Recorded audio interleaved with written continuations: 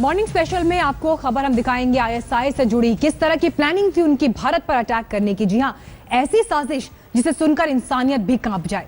दरअसल इनकी प्लानिंग ये थी कि भेड़िए की तरह इंसानों पर अटैक किया जाए, ऐसा हमला जिसके बारे में ना तो कोई सोच सकता है और ना ही अंदाजा लगा सकता है। देखिए ये पूरी रिपोर्ट।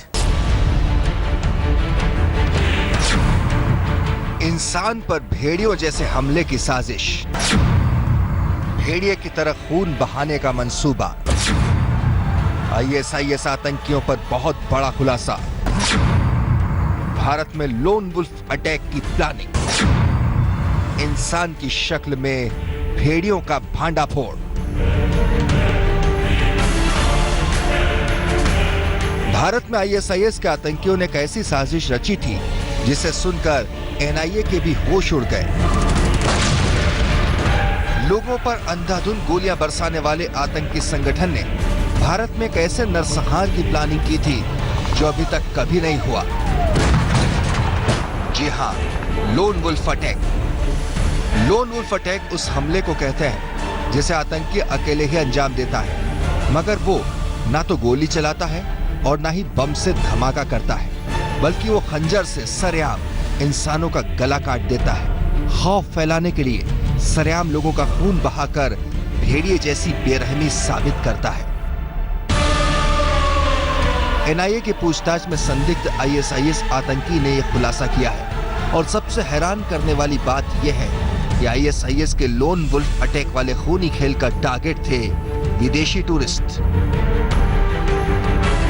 एनआईए सूत्रों के मुताबिक आतंकियों के निशाने पर अमेरिका, ब्रिटेन, कनाडा और खास तौर पर इजराइल के पर्यटक थे। इसके लिए बाकायदा कोलकाता में मदर टेरेसा और डल झील पर रेकी की गई थी।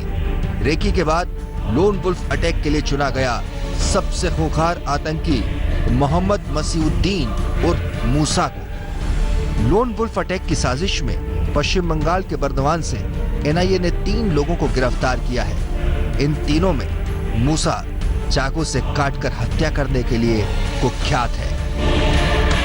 जांच एजेंसियों के मुताबिक आईएसआईएस के आतंकी मूसा ने पश्चिम बंगाल में अपनी साजिश को अंजाम देने के लिए एक ऐसा हथियार खरीदा जिसे लेकर वो आसानी से भरे बाजार में घुस सकता था। उसने ऐसी जगह से हथियार खरीदा जहां से किसी को उसके खूनी इरादों की भनक तक नहीं लगी, मगर ऐन वक्त पर यह मालूम हो गया कि आईएसआईएस का खूंखार आतंकी मूसा खून की होली खेलने वाला है। जितेंद्र बहादुर सिंह, दिल्ली, आज तक। तो भेड़िए की तरह अटैक करने वाली आईएसआईएस की ये खुफिया रणनीति ऐसी है जिसे सुनकर कोई भी कांप जाए। लेकिन बात यही खत्म नहीं होती। इनके निशाने पर हैं विदेशी टूरिस्ट जिन्हें मारने के लिए 13 इंच लंबा छुरा खरीदा गया।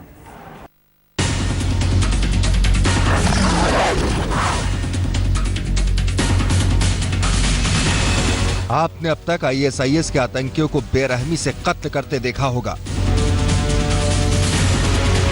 आपने अब तक बेगुनाहों पर आईएसआईएस आतंकियों को ताबड़तोड़ गोलियां बरसाते देखा होगा। आपने ये भी देखा होगा कि आईएसआईएस के दरिंदे लोगों को ऐसी मौत मारते हैं जिससे देखकर कलेजा कांप उठता है। मगर इस बार आईएसआईएस ने कम से कम लोगों का कत्ल करके भी ज्यादा से ज्यादा दहशत फैलाने की साजिश बनाई थी। इसीलिए इस बार गोली, बंदूक और बम के बजाय छुरे को हथियार बनाया गया था। सूत्रों के मुताबिक मूसा आईएसआईएस का लोन वुल्फ अटैक का सरगना था। बाजारों में खून की होली खेलने के लिए उसने पश्चिम बंगाल के धर्मतल्ला से 13 इंच का छुरा खरीदा था। मूसा और उसके साथी शेख कालू और शेख अमीन ने छुरे से हमले की साजिश रची थी। शेख कालू और शेख अमीन के साथ मूसा एक स्कूटर पर सवार होकर बाजार में घुसना चाहता था। एक शख्स स्कूटर चलाता रहता और मूसा और उसका साथी छुरों से बाजार में लोगों का गला रेतने में जुट जाते। सूत्रों के मुताबिक लोन वुल्फ अटैक के बारे में मूसा और उसके साथियों ने कई अहम खुलासे किए हैं।